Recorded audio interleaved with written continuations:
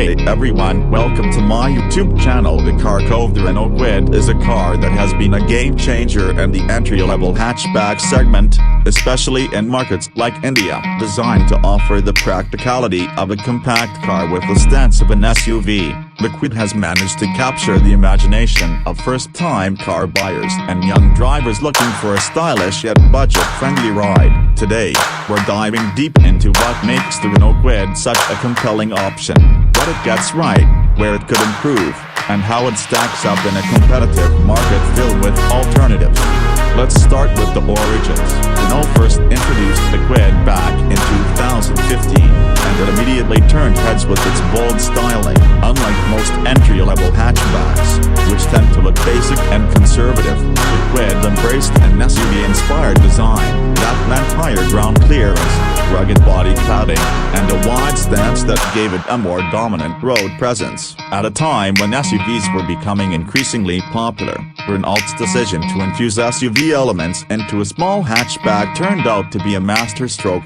Now in its updated avatar, the Kwid continues to offer that same appealing blend of design, affordability, and practicality. The front fascia gets the signature Renault grille, flanked by sleek LED DRLs and a split headlamp setup that gives it a modern, almost futuristic look. The muscular bumper and skid plate accentuate its ruggedness, while the sculpted sides and bold character lines add to its urban appeal. Step inside the Kwid, and you're greeted with a surprisingly well-appointed cabin for the price point. The dashboard layout is clean and modern, with a digital instrument cluster that gives off a premium vibe. The center console is dominated by an 8-inch touchscreen infotainment system, which supports both Android Auto and Apple CarPlay. That's right, even in an entry-level car, Renault has managed to integrate smartphone connectivity, which is a big win for tech-savvy buyers.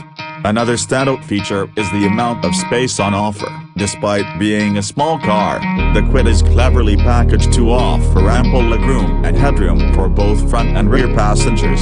The boot space, too, is among the best in its class, making it practical for weekend getaways or grocery runs. The high seating position adds to the SUV feel and gives drivers a better view of the road, which can be a confidence booster, especially for new drivers.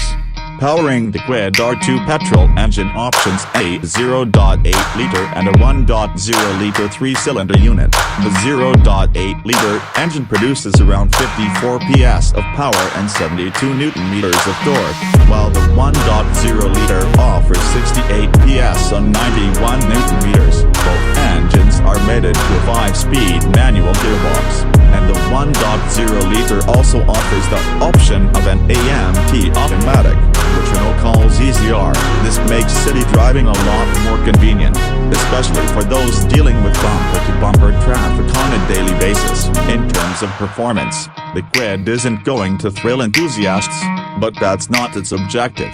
What it does deliver is a peppy and responsive drive within the city, good low-end torque, and decent highway cruising ability. The steering is light, which makes maneuvering in tight urban spaces easy, and the suspension is tuned to absorb most potholes and road imperfections with ease. It's not plush by any means, but it doesn't feel uncomfortable either. One of the biggest advantages of the Kwid is its fuel efficiency. The 0.8-liter engine delivers a claimed mileage of over 22 kmpl, while the 1.0-liter offers slightly less but is still highly frugal. In real-world conditions, you can expect mileage figures between 18 to 21 kmpl, depending on how and where you drive. For budget-conscious buyers, this translates to significant savings over time. Now let's talk about safety. The Kwid comes with dual front airbags, ABS with EBD, rear parking sensors, and a seatbelt reminder as standard across variants. Higher trims also get rear view camera,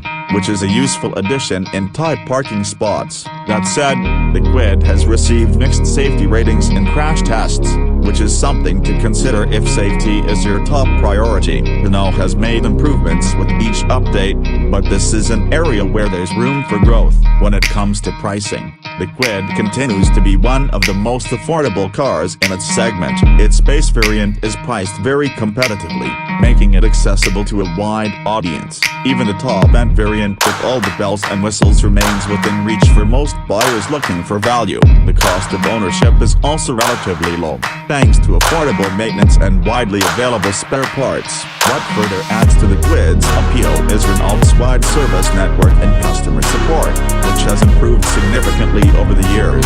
Whether you live in a metro city or a smaller town, chances are you'll find a Renault service center nearby, which adds peace of mind for buyers.